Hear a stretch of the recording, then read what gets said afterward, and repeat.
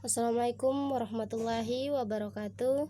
Kembali lagi dengan saya Sumarlinka, mahasiswi dari Universitas Patimura Ambon, Fakultas Keguruan dan Ilmu Pendidikan, Program Studi Pendidikan Guru Sekolah Dasar. Teman-teman, di channel kali ini saya akan menjelaskan bagaimana menggunakan strategi pembelajaran di sekolah dasar. Nah, di sini saya ambil strategi pembelajaran afektif. Nah, sebelum kita lanjut, terlebih dahulu kita mengetahui dan memahami pengertian strategi pembelajaran afektif, di mana strategi pembelajaran afektif adalah sebuah strategi yang tidak hanya memfokuskan pada aspek pendidikan kognitif, melainkan juga bertujuan untuk mencapai dimensi yang lainnya seperti sikap dan keterampilan.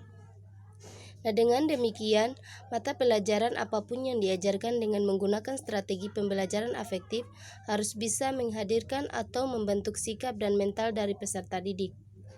Nah, model strategi pembelajaran afektif, di mana dalam pembelajaran afektif terdapat 5 model yang pada umumnya sering digunakan oleh seorang guru, yaitu yang pertama, model non-direktif, di mana model ini setiap peserta didik memiliki ciri khas kemampuan masing-masing, sehingga peran guru menurut model ini hanya sebagai fasilitator dalam pengembangan kepribadian siswa.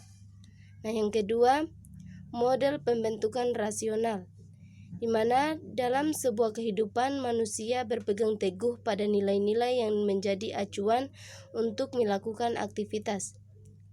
Nilai-nilai ini dapat dinyatakan secara eksplisit dan juga implisit.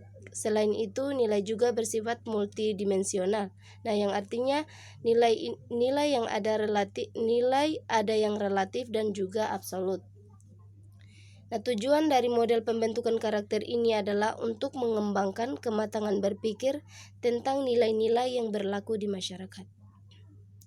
Ketiga, model mengklarifikasi nilai, di mana model mengklarifikasi nilai ini atau sering disingkat dengan VCT diartikan sebagai model pembelajaran yang membantu siswa dalam menentukan suatu nilai yang dianggap benar untuk mengatasi suatu masalah. Nah, namun model ini juga memiliki sisi kekurangan, yaitu guru hanya memberikan masukan nilai yang dianggap benar tanpa memperhatikan nilai yang sudah tertanam di dalam diri siswa. Keempat, model konsiderasi, di mana model konsiderasi atau the condition model yang dikembangkan oleh M.C. Paul menjelaskan bahwa moral siswa terbentuk secara pribadi bukan berdasarkan pengembangan intelektual.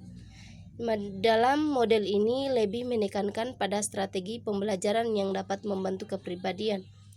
Nah, tujuan dari model ini adalah untuk mengembangkan kepribadian siswa agar bisa hidup secara harmonis, peduli, dan merasakan apa yang dirasakan oleh orang lain. Model yang kelima, model pengembangan kognitif, di mana model ini dikembangkan oleh Lawrence Kohlberg yang banyak dipahami oleh John Piaget dan John Dewey, yang berpendapat bahwa perkembangan manusia terjadi berdasarkan proses restrukturisasi kognitif yang berlangsung secara terus-menerus dan berkelanjutan. Menurut Lawrence Kohlberg, perkembangan moral terbagi menjadi 3 tingkatan, yaitu pertama, tingkat prakonvensional, di mana dalam tingkat ini individu memandang moral hanya berdasarkan kepentingan sendiri. Artinya, pertimbangan moral didasarkan oleh pandangan secara individual tanpa menghiraukan nilai-nilai yang dianut pada masyarakat. Kedua, tingkat konvensional, di mana pada tahap ini anak sudah mulai menghadapi masalah yang didasarkan pada hubungan antara individu dan masyarakat, sehingga pada tahap pula kesadaran anak mulai tumbuh bahwa perilaku yang dilakukan harus sesuai dengan norma dan nilai yang berlaku di masyarakat. Tiga, tingkat post-konvensional, di mana tingkat terakhir ini dalam model pengembangan kognitif tidak hanya didasarkan pada kepatuhan terhadap norma-norma masyarakat yang berlaku, akan tetapi didasari oleh adanya sesuai dengan nilai-nilai yang dimiliki secara individu. Nah, di pembelajaran di strategi pembelajaran afektif ini tentunya ada kelebihan dan kekurangan.